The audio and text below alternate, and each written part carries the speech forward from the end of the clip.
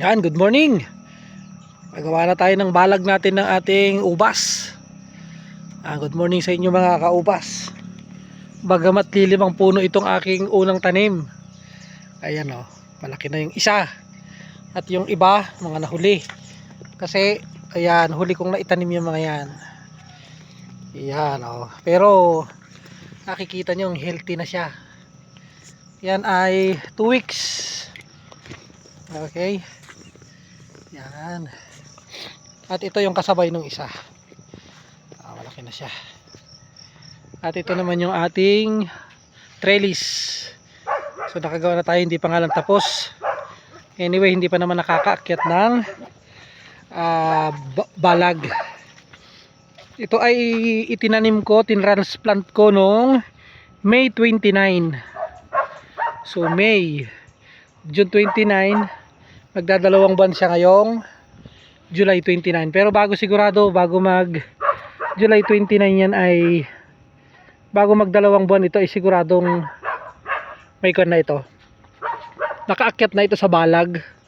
At may madidevelop na akong fruiting arm niya. So, tatlong fruiting arm lang ang gagawin ko dito sa atin.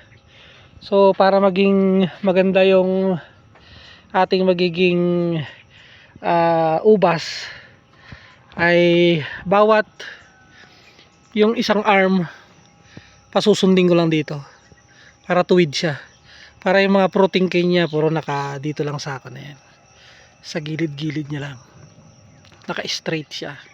So ang sakop ng isang ubas ay around 1.5 meter or 2 meters, pinakamaganda yan.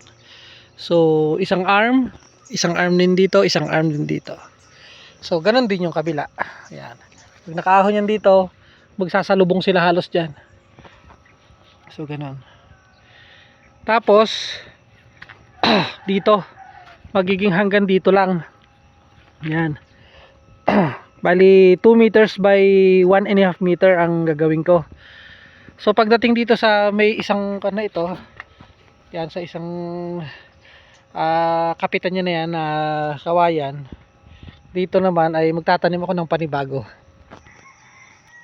So 3 line dito sa kaluwang na balag na ito. So ang kailangan ma-contain yan ay bali 8 yan eh, 8 dapat ang isang line. Kaya lang namatay yung iba dahil hindi ko pa nga alam noon. So kulang pa ng 3 itong isang line na ito. Tapos 8, 16, 24. So magiging 24 na puno ang isang area na ito. Ayun lang mga lods. Thank you.